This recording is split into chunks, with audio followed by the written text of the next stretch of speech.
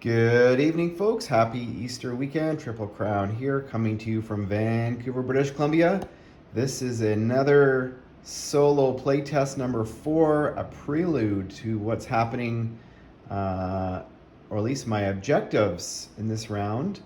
To start out, we are going to talk about some changes and some little things we're working on or want to do in this game.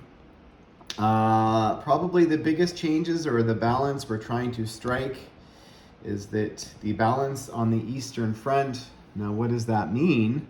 Well, we want the Germans to have the upper hand over the Russians, but we don't want it to be a landslide one way, and we also want the Russians to be able to put up a decent fight. So there's going to be a cost to capture Moscow. So the first thing we've done is now the pro-Axis miners, Romania can no longer have a major. And the last playtest we did, we started Romania with a minor. And this playtest, we are going to be starting Hungary, Romania, and Bulgaria, all with minor ICs. And also now Helsinki can have a Commonwealth factory, which is a small factory that can produce 1 unit of any type. We found we needed a little bit more balance in North Africa, so we've given Tobruk a AAA. And now the introduction of the Bismarck class battleship. So we felt the German surface fleet needed a little bit more punch. So this is the Bismarck sculpt from HBG. Love it. Fantastic. So what is it going to do? Well, it's going to have the same attack and defense value as a regular class battleship, except now it's going to be able to absorb 3 hits. So when it absorbs the first hit, it will still be fully operational. And then from there, it will act like a regular battleship. I think that is the only major changes we're making. Also now, when Germany say they're going to annex Hungary and Romania, they used to be able on the first impulse to go through 2, and they still can. However, because there's a facility or an IC there now, they can only do 1. So the end of the German turn, they will only be able to get to as far as Hungary if they're starting in Czechoslovakia. So that's going to be a tweak there. Now you're going to say, well, this is going to be detrimental for the Germans. Well, however, on their second turn, they're going to be able to start producing units right on the Eastern Front at these 2 ICs. So we don't think it's going to be a major problem, whereas previously they would be purchasing these ICs on the second turn, and so not being able to produce units until the third turn. So a little bit of a tweak there.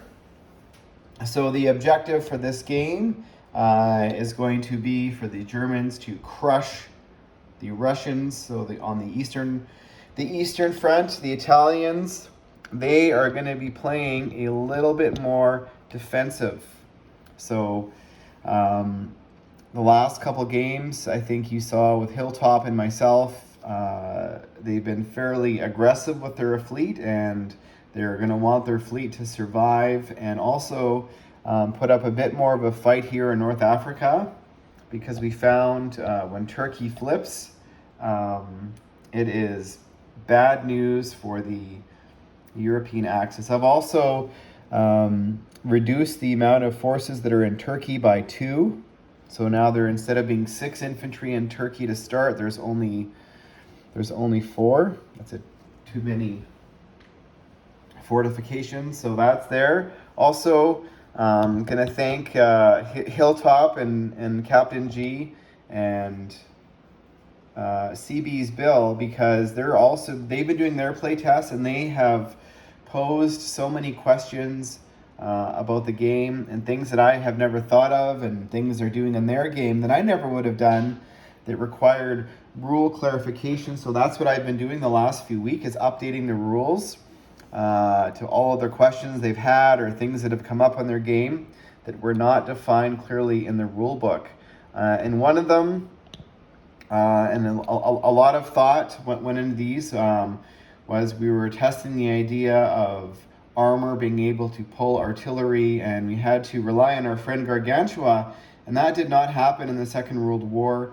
And we felt that we're trying to go with this historical accuracy theme, so we're not going to allow armor to, at least for now, to pull artillery.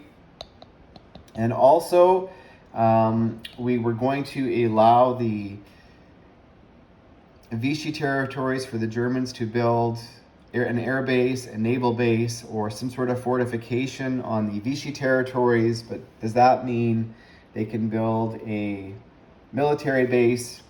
And again, we had a discussion about this, talked to the final sort of calming voice was Gargantua, and thank you to him. But basically, allowing a nation to build on another nation is a very slippery slope, and the Allies are not allowed to build on the Free French territories. So we're going to say now the Germans are no longer allowed to build in Vichy territories at all, at least for the next few play tests, and we're going to see how that goes. We've also changed a little bit of the turn order. This is the only thing that's a major change over here on the Pacific side, is now the KMT goes before the Americans, and that is going to allow them to try and have a crack at opening the Burma Road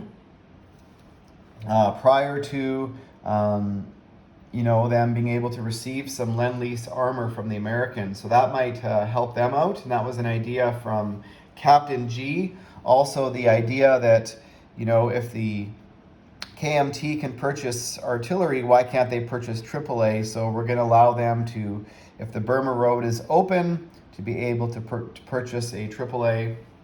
And also now, just to be consistent, the CCP goes now before Russia. They used to go and be able to attack and move at the same time.